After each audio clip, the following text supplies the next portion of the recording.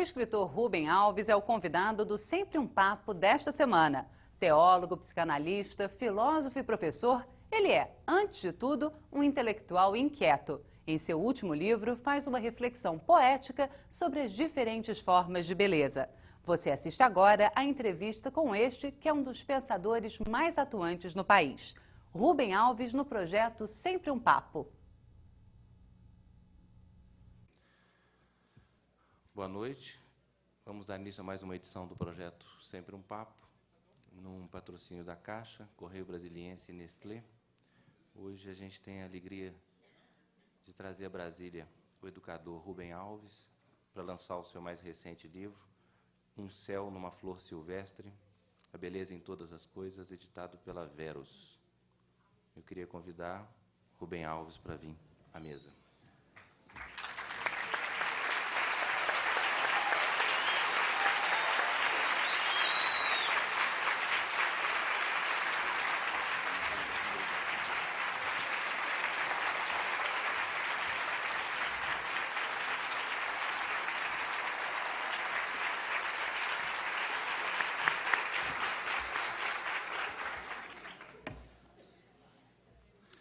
Eu gosto de vocês e vocês gostam de mim, né? É isso que essas palmas querem dizer.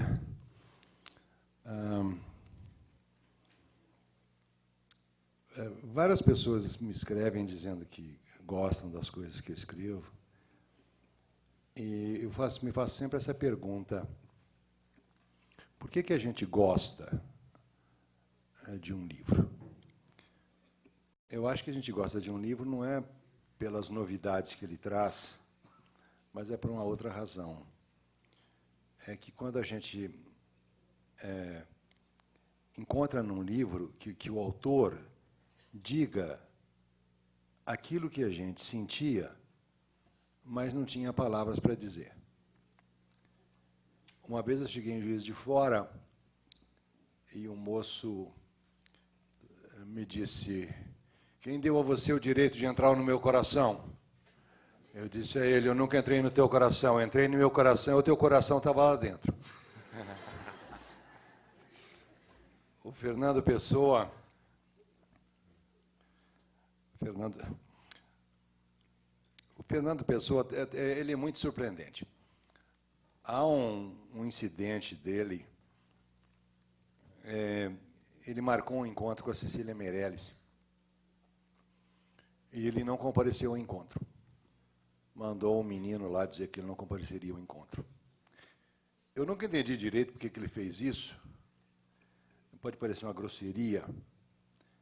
Aí um dia eu estava lendo um dos heterônimos dele, que é o Bernardo Soares. Bernardo Soares não escreve poesia. Bernardo Soares é um monstro de sutileza psicológica, e o livro dele, o Livro do Desassossego, desses livros que você pode abrir em qualquer lugar que você abrir o livro é bom. E aí ele faz o seguinte comentário: nunca consegui gostar de um poeta que eu conhecesse. A razão para... Eu fiquei pensando que isso abria a chave para aquela grosseria. É que é o seguinte: as pessoas fazem muitas fantasias sobre o autor. E as fantasias que as pessoas fazem sobre o autor, geralmente são muito maiores do que o autor. Porque a obra é maior do que o autor.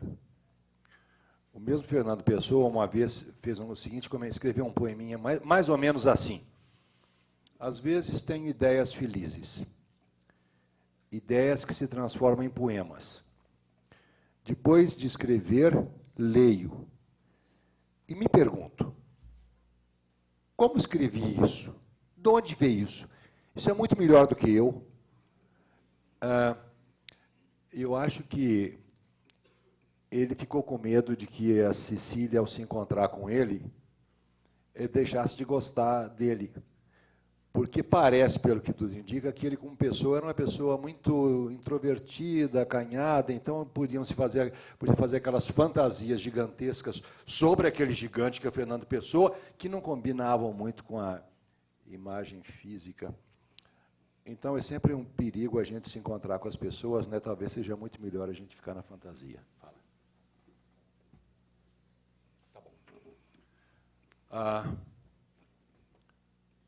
Não sei qual vai ser a experiência de vocês. Talvez vocês vão dizer preferia ter ficado com a fantasia, mas agora vocês já estão aqui, não há formas de fugir disso.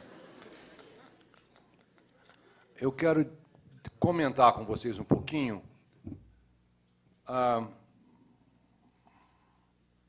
as razões por que escrevo. Um amigo meu, que foi professor aqui em Goiânia há muito tempo, Carlos Rodrigues Brandão, alguns de vocês devem conhecer o Carlos, ele me contou que ele foi membro de uma banca de doutoramento de uma moça que fez uma pesquisa sobre os índios Yanomami. Os índios Yanomami são antropófagos. E quando a gente pensa em antropofagia, a gente pensa num ritual brutal, devorar uma pessoa morta. Os Yanomami têm uma reflexão sobre a antropofagia muito diferente dessa. Eles dizem o seguinte: vocês que se dizem civilizados não amam os seus mortos. Prova de que vocês não amam os seus mortos é que vocês cavam sepulturas profundas, colocam os seus mortos lá dentro, cobrem os seus mortos de terra, põem a pedra em cima para que eles sejam devorados pelos vermes. Nós amamos os nossos mortos. Nós não queremos que eles estejam mortos. Queremos que eles estejam vivos, mas eles estão mortos. Mas há uma forma mágica pela qual eles podem continuar vivos, se eles continuarem vivos em nós. E é por isso que nós os devoramos, para que eles continuem a viver em nós. Eu achei isso uma coisa tão bonita. E comecei a pensar sobre esse ritual antropofágico. Sabe que o ritual antropofágico não tem objetivos gastronômicos, não é um churrasco que se faz com o mundo. O ritual antropofágico é um ritual mágico. E a ideia é a seguinte, que ao devorar uma pessoa, nós nos apropriamos das virtudes daquela pessoa. E é precisamente isso que vocês encontram na Eucaristia. Jesus mesmo declarou que a Eucaristia é um ritual antropofágico. É preciso comer a minha carne, é preciso beber o meu sangue, esse pão é o meu corpo, esse vinho é o meu sangue, de modo que quando vocês estiverem aí nas suas igrejas participando da Eucaristia, lembrem-se de que vocês estão participando de um ritual antropofágico, e o objetivo desse ritual antropofágico é que vocês se apropriem das virtudes daquele cuja carne, cujo sangue vocês estão comendo e bebendo. Murilo Mendes é um autor mineiro que eu invejo. Eu vou explicar a vocês por que é que eu invejo. Eu me descobri escritor muito tarde. Eu não gostava de literatura. Na verdade, eu achava os poetas umas pessoas que não tinham muito o que fazer, que se dedicavam a tanta coisa séria, tanta coisa prática para se fazer, e os poetas ficavam fazendo rimas. Então, demorou para eu chegar na poesia. Só depois dos 40 anos, com o nascimento da minha última filha, vou contar um pouquinho depois para vocês. E o Murilo Mendes, não, ele nasceu para a literatura e a poesia, já nasceu. Então, ele teve muito tempo para percorrer os caminhos da literatura que eu não tive. Eu sou muito ignorante em literatura. E o Murilo é fantástico. Eu leio o Murilo, me dá uma felicidade. E ele escreveu um livrinho chamado autobiográfico, A Idade do Serrote. E ele tem um texto lá, que ele diz, um trecho que ele diz assim: quando eu não era antropófago, tracinho. Quando eu não devorava livros, está muito perto, né? Tracinho. Pois os livros não são feitos com a carne e o sangue daqueles que o escrevem. É isso. Há livros que são feitos com a carne e o sangue das pessoas que os escrevem. O meu filósofo favorito, Nietzsche, dizia que ele só amava os livros que eram escritos com sangue. E a prova de que um livro é escrito com sangue é muito fácil. é o seguinte, quando a gente lê o livro, a gente percebe que alguma coisa estranha acontece com a carne da gente. Eu estava dando uma aula de literatura e li para a minha classe um pequeno poema de um autor americano que eu amo muito, Robert Frost. E o poema é assim: os bosques são belos, sombrios, fundos, mas há muitas milhas a andar e muitas promessas a guardar antes de se poder dormir. Sim, antes de se poder dormir. Aí eu repeti. Os bosques são belos, sombrios, fundos, mas há muitas milhas a andar e muitas promessas a guardar antes de se poder dormir. Sim, antes de se poder dormir. Quando eu terminei a leitura pela segunda vez, eu ouvi o soluço de uma jovem, e ela chorava. E eu não entendi, pensei que ela estava com algum problema, então eu disse, o que está acontecendo? Ela disse, esse poema me deu uma nostalgia, uma tristeza, que eu não consigo explicar. E eu não posso deixar de chorar, eu tenho que deixar de chorar. Aí eu pergunto a ela, mas o que foi que no poema causou a você essa tristeza? Ela disse, eu não sei, só sei que o poema me causou essa tristeza. O poema era escrito com sangue, estava ligado com o corpo dela, com o sangue dela, e é por isso que ela chorou. A poeta americana, também americana, Emily Dickinson, uma mulher solitária, passou a vida inteira só na cidadezinha dela, sozinha. Lindos os poemas dela. Escrevendo para um amigo, ela disse o seguinte, quando eu leio um texto e eu me sinto tão fria que nenhum cobertor é capaz de me esquentar, sei que estou lendo poesia. Quando leio o texto e tenho a sensação de que arrancar o topo da minha cabeça, sei que estou lendo poesia. Eu acho tão interessante essa afirmação da Emily Dickinson, porque ela não definiu poesia pelas propriedades formais, porque a poesia tem propriedades formais, tem ritmo, tem rima. Não, para ela, a palavra poética é aquela palavra que faz alguma coisa com o corpo da gente. Me torna frio, ou me torna quente, ou me arranca o topo da cabeça. A palavra poética é aquela palavra que faz amor com a gente, provoca transformações no corpo. E o interessante da poesia, e quando eu estou falando poesia, eu não estou falando só poesia de rima, de verso, de poema, porque eu nunca consegui escrever poemas, eu não sei escrever poemas. Eu faço uma prosa poética, é o meu jeito de fazer poesia. Mas o que acontece com essa prosa poética é exatamente que, de alguma maneira que eu não entendo, faz o seu trabalho no corpo das pessoas. E o interessante é que a força da poesia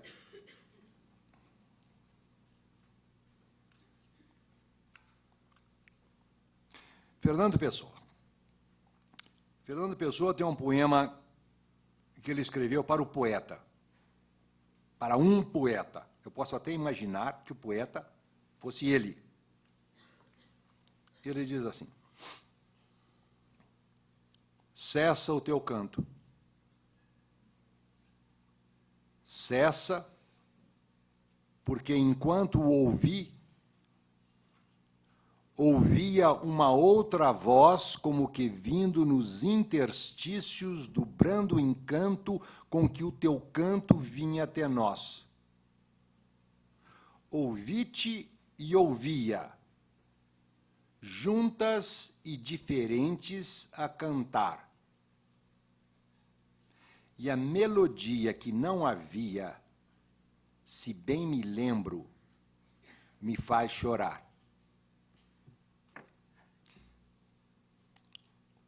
Eu tenho uma teoria esquisita, porque há uns homens, umas pessoas monstruosas. Eu fico pensando como explicar o nascimento dessas criaturas.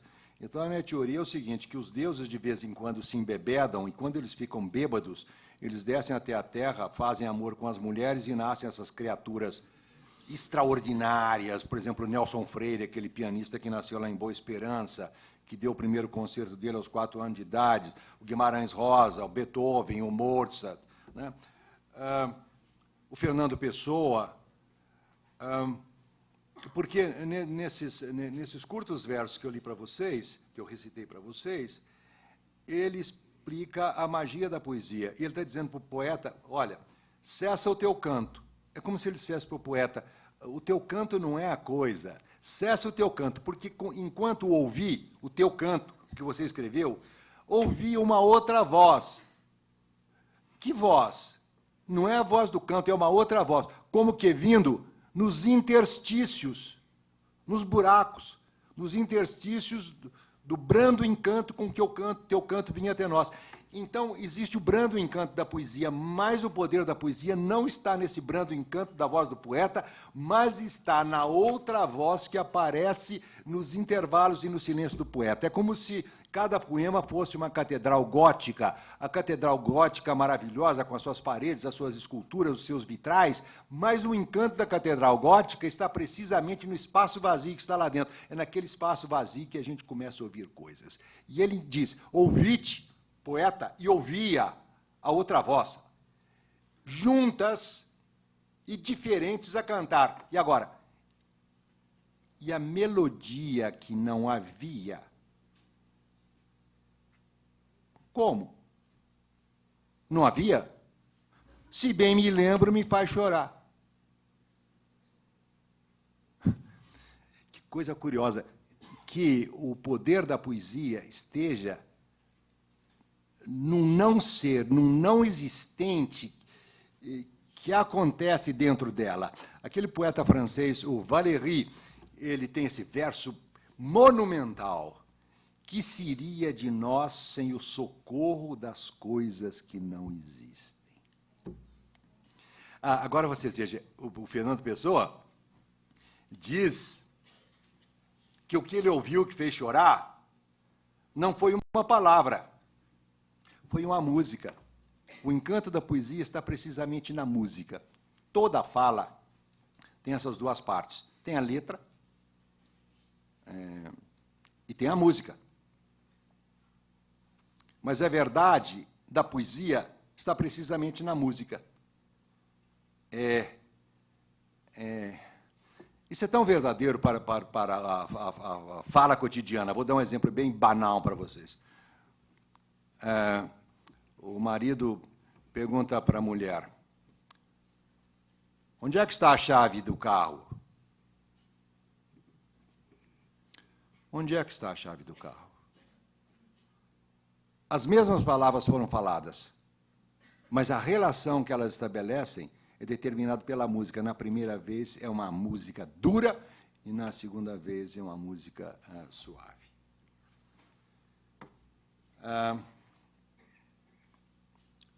A TV Globo, em tempos passados, tinha um anúncio muito interessante que era assim. Imagens sem palavras. Matas de pinheiros. Eu gosto de pinheiros.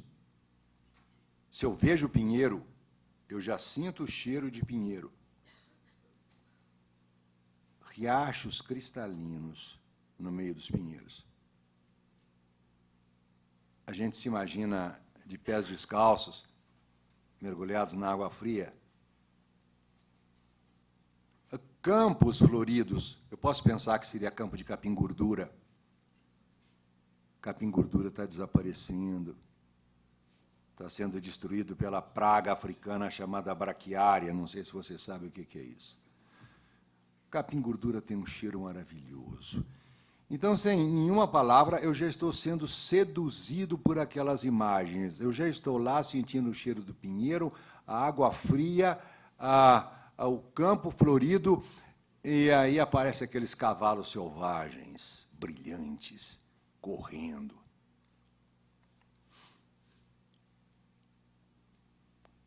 Todo homem quer ser um cavalo selvagem.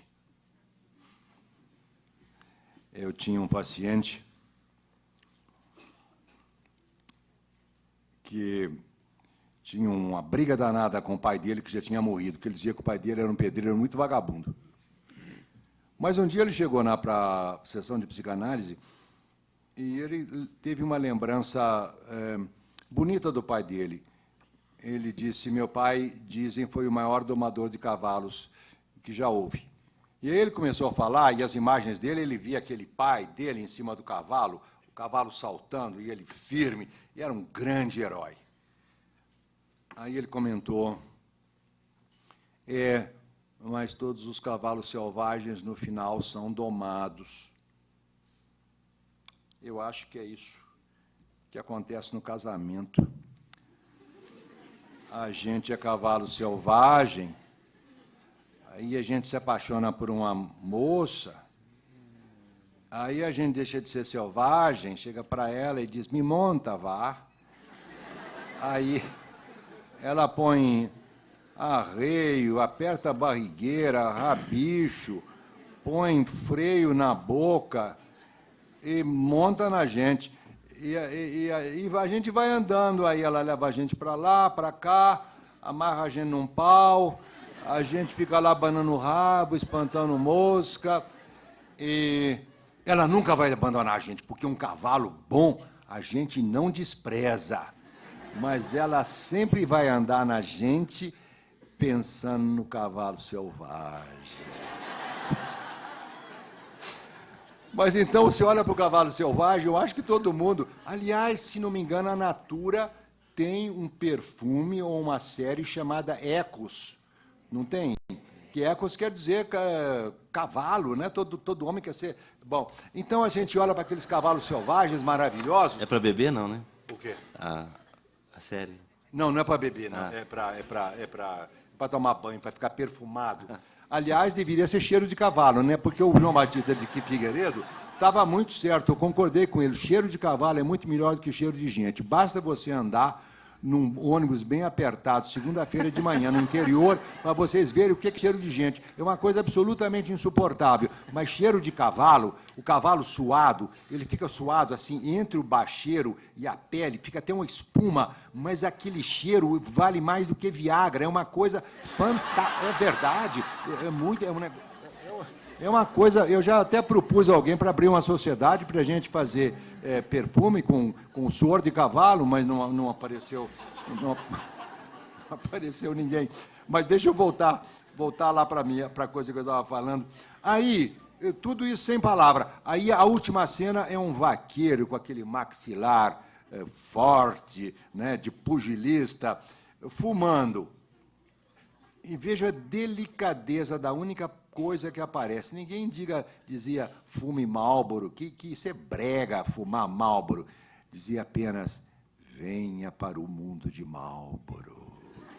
Então a questão não é fumar Marlboro, mas o mundo de Marlboro são os pinheiros, é o riacho, são as campinas, são os cavalos selvagens. Vem. Então, você veja, esse comercial funciona como uma espécie de sacramento. Ele identifica o Marlboro que você vai fumar com aquelas coisas maravilhosas. Então, quando você fuma Marlboro, você tem aquelas coisas.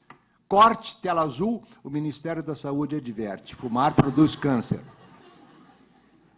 Nunca soube de ninguém que tivesse parado de fumar por ver o anúncio do Ministério da Saúde, embora ele seja científico e verdadeiro. Eu não me comovo com aquilo, não me diz nada. Mas a parte inicial, sem uma palavra, aquela parte é absolutamente comovente. Vocês vejam como é que as pessoas ligadas com a mídia sabem das coisas. Se você quiser comunicar, a questão não é dizer as coisas com clareza. Esse é um equívoco dos professores que estudaram filosofia, Descartes, eu preciso dizer tudo com clareza. A clareza é a grande inimiga da comunicação humana. O que comunica humanamente são as imagens. Por quê? Porque o inconsciente só entende a linguagem das imagens. Basta ter uma imagem para o inconsciente tremer. Quem entende a linguagem das palavras, das verdades, é o consciente. Mas o consciente não tem ligação com o corpo, de modo que tudo que você disser, em termos de linguagem do consciente, pode ser verdadeiro, mas não adianta nada, porque você continua do mesmo jeito. Não provoca modificações nas pessoas. Sabe que meu interesse é esse, né? Eu quero escrever alguma coisa, não que dê informações, eu não sei escrever para dar informações. Isso eu fazia quando eu estava na universidade, eu era professor universitário. Aí, para começar a escrever, eu tive de romper com o estilo universitário. Eu tive de dizer adeus, as notas de rodapé, as observações entre parênteses, e começar a brincar com as imagens. Porque quando você tem uma boa imagem, a imagem é absolutamente inesquecível. Vou dar um exemplo a vocês. Um dia eu estava atendendo um paciente, e ele estava brigando muito com a mulher dele. Aí, eu me lembrei de uma frase de Nietzsche. Dizer a vocês, Freud diz que Nietzsche, o filósofo, foi a pessoa que ele, Freud, conheceu, que mais conhecia da natureza humana. Nietzsche diz o seguinte: quando a gente quer casar, só há uma pergunta a ser feita. Terei prazer em conversar com essa pessoa até o fim da minha vida? Porque as relações afetivas não são feitas nem pela mesa, aquela bobagem, o caminho para o coração do homem passa pelo estômago. Não são feitas nem na mesa e nem na cama, são feitas pela capacidade de conversar bonito. Aí eu falei isso para ele e, de repente, me vieram duas metáforas, uma metáfora na cabeça. É curioso. Não há métodos para se ter boas ideias. Não tem jeito, porque se tivesse método para ter boas ideias, então era só aprender o método que todo mundo ia ter boa ideia. Né? A ideia aparece, é como um passarinho que pousa no seu ombro. Aí eu disse, esse negócio de conversa, há dois tipos de conversa. A conversa tipo tênis e a conversa tipo frescobol. Frescobol, vocês sabem aqui o que é frescobol? Tem uns lugares que não sabem, todo mundo sabe o que é frescobol. Frescobol e tênis são dois jogos muito parecidos. Dois jogadores, duas raquetes e uma bola. Só que são jogos completamente diferentes, porque o objetivo do tênis é tirar o outro da jogada. Então, a bola vem, eu vejo onde está o ponto fraco do outro jogador e eu dou a cortada para que ele não responda. Então, o tênis é baseado na alegria de um e na tristeza do outro. Usando uma metáfora sexual para esse tipo de jogo, eu dizia que é a ejaculação precoce. Eu gozo e você que se vire. Você não gozou, você que se vire. O frescobol é completamente diferente, porque o objetivo do frescobol não é tirar o outro da jogada, é manter o outro na jogada. Se o outro responde uma bola ruim, a gente faz a maior força para a bola ser boa, para ele mandar a bola para a gente, porque o bom do frescobol não é a cortada, mas é ir, vai, vem, vai, vem, vai. O que vocês estão pensando? Eu não estou sugerindo nada. Vai, vem. Mas, aí, o que aconteceu? Eu escrevi isso.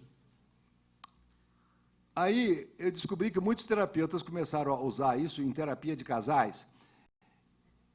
E os casais que estavam em problemas, eles internalizaram essas duas imagens. Quando eles começavam a brigar, um deles dizia logo, tênis. É só falar tênis, que expelia o demônio na mesma hora. Aí as pessoas paravam de brigar e começavam a dar isso. Então, sabe... Eu trabalho com imagens, não é porque eu escolho as imagens, elas vêm. Como é que as imagens vêm? Eu não tenho a menor ideia. Elas simplesmente vêm. Como é que eu comecei a escrever? Foi uma confluência de dois fatores. Primeiro, eu estava muito cansado com a universidade, com os professores escrevendo livros chatos só para eles. A quantidade de teses inúteis que têm sido produzidas por essas pós-graduações é uma coisa tão fantástica, teses que ficam empilhadas nas prateleiras, que ninguém lê, que não serve para nada. É um sofrimento, eu estava cansado demais com isso. E já não sabia mais o que fazer, eu não queria escrever. Eu queria me comunicar com o povo, eu gosto das pessoas, eu sou mineiro, gosto de contar caso. Aí, aconteceu o seguinte, eu tive uma filha temporona e ela nasceu com um defeito facial, a Raquel, lábio leporino. Aí, lá na maternidade, quando o médico me disse, a sensação que eu tive foi como se uma pedra tivesse atingido um vidro, tivesse estilhaçado o vidro. Naquele momento, o mundo inteiro se resumia naquela menininha feia e no nosso sofrimento. Nada mais, era só aquilo.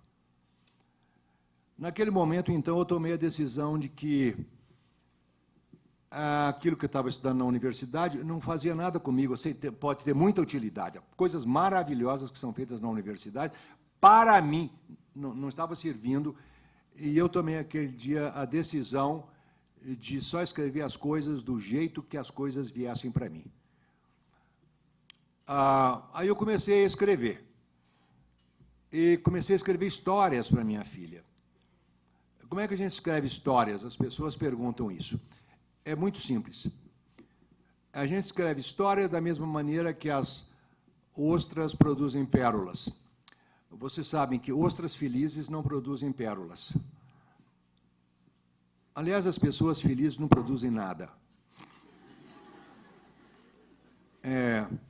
A ostra, para produzir alguma coisa, precisa de ter um grão de areia, uma coisa irritante lá dentro dela, e ela produz aquela pérola para parar de sofrer, E isso acontece também com a literatura. A gente escreve para parar de sofrer. Há vários tipos de sofrimento, né? Havia um sofrimento, no meu caso, lá com a minha filha, que era um sofrimento físico, afetivo. Há uns outros sofrimentos que são uma espécie de comichão que dá na gente, uma coisa que começa a coçar dentro da gente. Coça, então você, para se livrar daquela coceira, você escreve.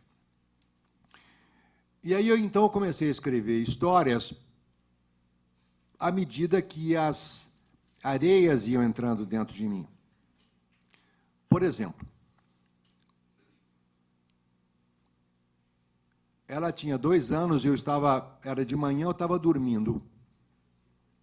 De repente, ela me acordou, 6 horas da manhã,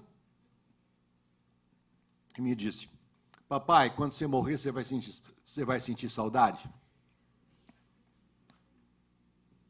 Eu fiquei tão perplexo com essa pergunta, fiquei calado, eu não sabia o que fazer com ela, e não conseguia entender, porque ela nunca tinha tido experiência de morte, ela não sabia o que era isso.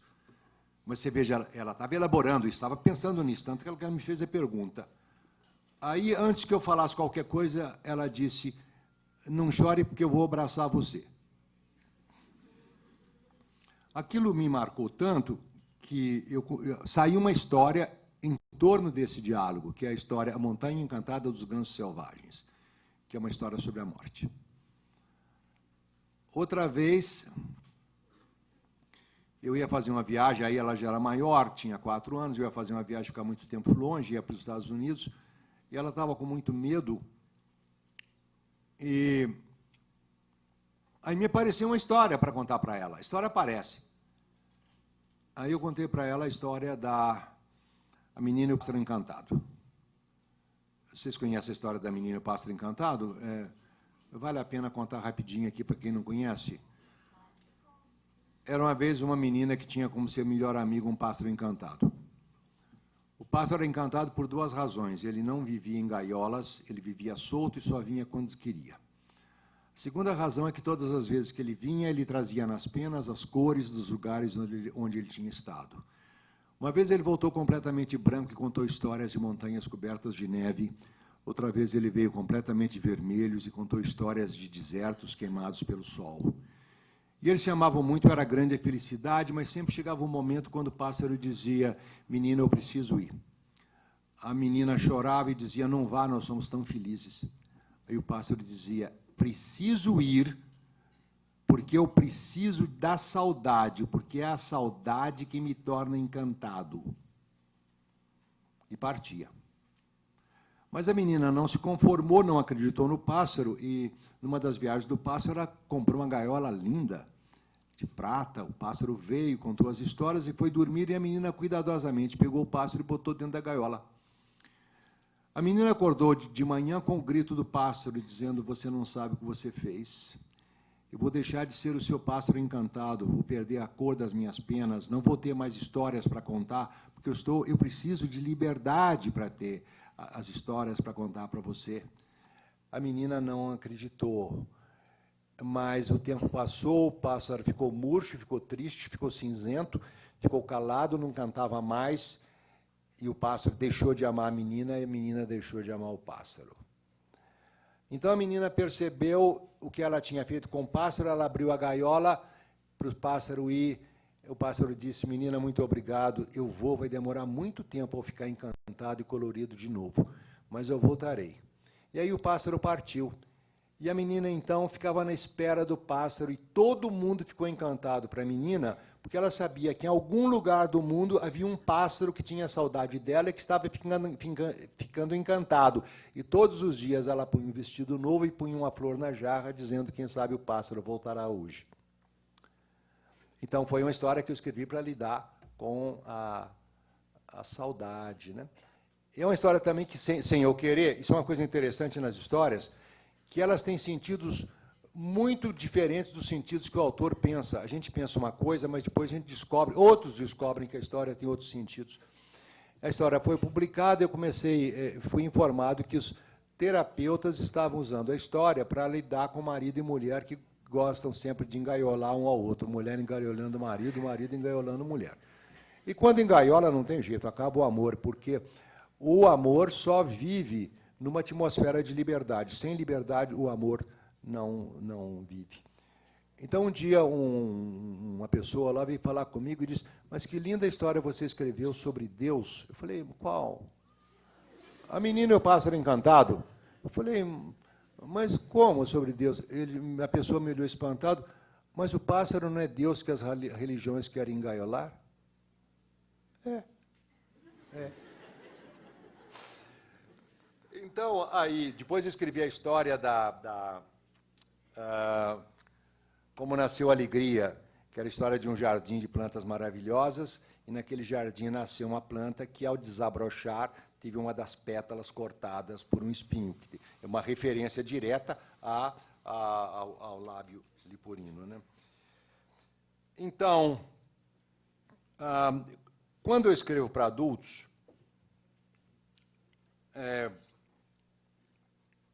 eu sou completamente incapaz de escrever um romance. Escrever um romance é uma literatura que tem um princípio, tem um meio e tem um fim. Tem um suspense e tem uma resolução do suspense. O Gabriel Garcia Marques faz isso muito bem, 100 Anos de Solidão é uma delícia, Amor nos Tempos do Cólera, o Saramago também faz isso muito bem, mas eu não tenho essa competência e essa vocação. Eu sou mais um retratista. Quer dizer, eu fotografo cenas do cotidiano, é isso que eu sei fazer. Então, eu fotografo com palavras. E se vocês forem ver esse livro, vocês vão ver que o livro é um álbum de retratos. É uma série de cenas que não tem nada, uma não tem nada a ver com a outra, elas são independentes em si mesmas. Cada cena é independente em si mesmo. Porque eu sou encantado com a cena, sabe? Assim, você está caminhando, você vê uma coisa repentinamente. Às vezes são coisas extremamente curiosas. Eu escrevi uma crônica sobre a dentadura. Eu nunca pensei na minha vida que eu iria dar a dignidade literária à dentadura, e nem vocês jamais pensaram isso, né? Mas aí comecei a pensar Quanto tempo ainda tem? Mais 3 horas.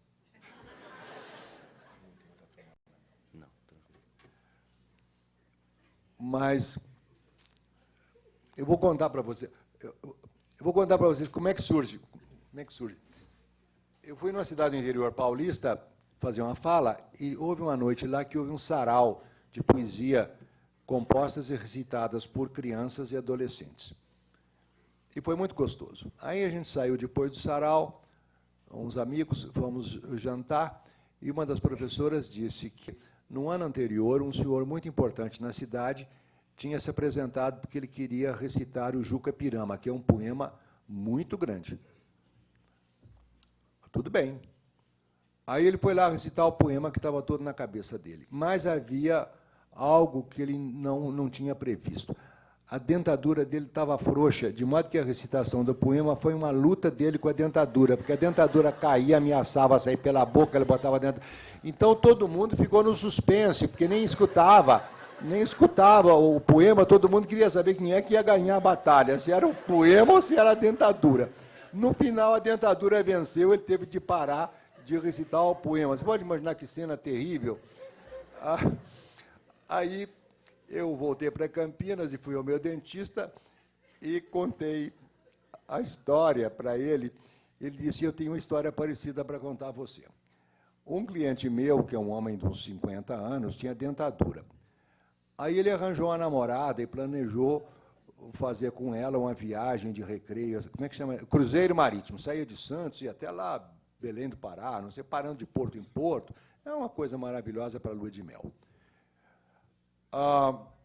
Mas aí a dentadura dele estava frouxa e ele... É muito perigoso dar beijo com dentadura frouxa, porque a dentadura pode entalar a moça. Entala a moça. Você imagina que cena, você dá o beijo... O que é isso na minha boca? A minha dentadura, benzinho, devolve ela aqui. Aí... Ele fez uma dentadura nova para o homem. Lá foi ele com a namorada dele para o Porto de Santos, estão no navio, lá esperando o navio, na beirada, esperando o navio partir. Estava na murada do navio. Aí ele deu um espirro, a dentadura saiu e caiu lá dentro do mar. Ele ficou de boca murcha. Aí ele ficou desesperado, telefonou para o dentista sobre o que tinha acontecido. Ele disse, deixa a sua namorada aí, deixa ela ir sozinha para o Rio, venha correndo para Campinas, eu te faço a dentadura nova, você pega o avião e encontra com ela no Rio de Janeiro. Foi isso que aconteceu, ganhou dentadura nova e foi continuar a maravilhosa viagem de amor com a sua namorada. Mas aí eu achei muito divertido isso, aí comecei a pensar sobre as dentaduras, né, que é um negócio fantástico, né? Eu aprendi, por exemplo, que as primeiras dentaduras, os dentes, eram feitos com dentes de escravo, arrancava os dentes dos escravos. E, como antigamente não tinha as técnicas modernas de dentadura que agarra na boca, porque elas ficam lá por pressão, um sujeito inventou uma dentadura que tinha uma mola. Então, ela ficava sempre de boca aberta. Quando é uma dentadura sempre pronta a morder. Se você colocasse assim na mesa, ela ficava assim, de boca aberta. Bom. Aí eu escrevia, porque achei tão diferente, divertido, e fui na internet e descobri coisas fantásticas. Antes de falar sobre isso, eu fiquei indignado, pensei o seguinte, por que óculos é uma coisa charmosa e dentadura não é? Não são ambos próteses? Mas são ambos próteses. Aí eu falei, tem ótica, por que não tem dêntica? Dêntica é uma loja especializada em vender dentadura. Você vai lá com a consulta do seu oftalmologista, compra um óculos, você vai lá com a consulta na Dêntica e compra uma dentadura. Esse negócio de comprar dentadura pronta já existe. Quando eu era menino no Rio de Janeiro, tinha uma rua lá chamada Barão de São Félix, lá perto da Central do Brasil, em que havia várias lojas que vendiam dentaduras. As dentaduras ficavam expostas assim em armários, e você ia lá e experimentava a dentadura, como você experimenta agora óculos nas óticas, experimentar para ver se servia, se não servia. Eu não sei qual é a origem daquelas dentaduras. Eu acho que é o Instituto Médico Legal, que era a origem daquelas dentaduras. Aí na internet eu aprendi uma coisa muito séria, é que as dentaduras frouxas produzem flatulência nos velhos. O Gerson, que é meu amigo ali, ele é médico, ele deve corroborar isso aqui. A razão é o seguinte, porque se ela é frouxa, fica uma camada de ar, à medida que você mastiga, aquilo vai sendo bombeado para o estômago e passa para os tratos inferiores do intestino, de modo que você já sabe que, frequentemente, velho flatulento quer dizer dentadura frouxa. Então...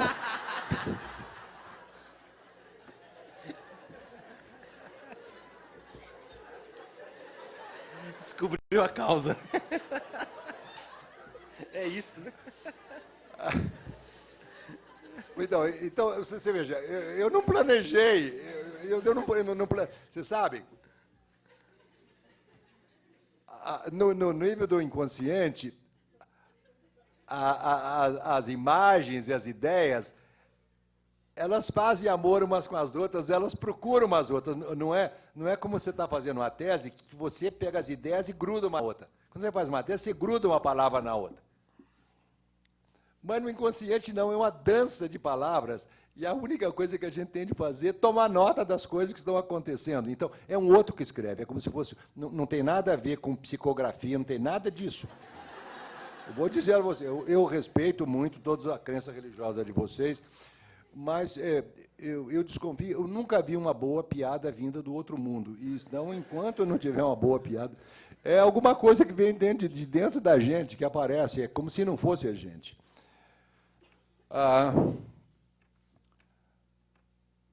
Sobre esse livro que está aí. Eu acho que Adélia Prado diz: Deus existe porque a beleza existe. Eu acredito nisso. Eu não acredito em Deus vingador, Deus de castigo, Deus de inferno, não acredito em nada disso. Isso é invenção de homens com inconscientes perturbados. O Bachelard diz: para se acreditar em inferno, há de se ter muitas vinganças a realizar. Olha, vou repetir: para se acreditar em inferno, há de se ter muitas vinganças a realizar. O meu Deus em quem acredito é um Deus de bondade, de beleza, e é isso que eu adoro, sabe? Eu fico catando fragmentos de beleza. E a função da beleza é muito interessante. O meu filósofo favorito, que é o Nietzsche, escreveu um livro com o título O Nascimento da Tragédia entre os Gregos a partir do espírito da música. E ele diz o seguinte, que os gregos, por oposição aos cristãos, levavam a tragédia muito a sério. Para os gregos, tragédia era tragédia. Para os cristãos, não é, porque todas as tragédias têm uma resolução no outro mundo. Então, as tragédias sempre se resolvem. Os gregos, não, a tragédia era tragédia e fim de papo.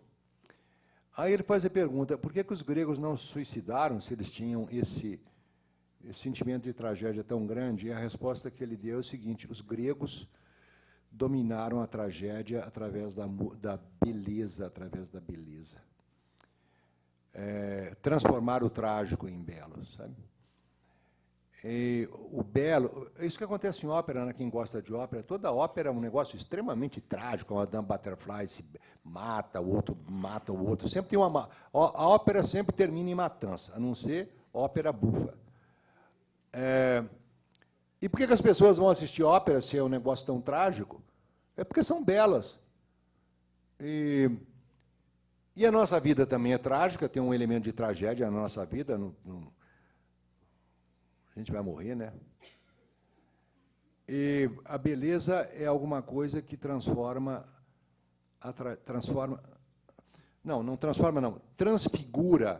a tragédia de tal maneira que a tragédia não desaparece, mas ao ficar bela, ela não tem mais o poder de nos destruir. Não sei se entenderam isso. A beleza faz com que a tragédia deixe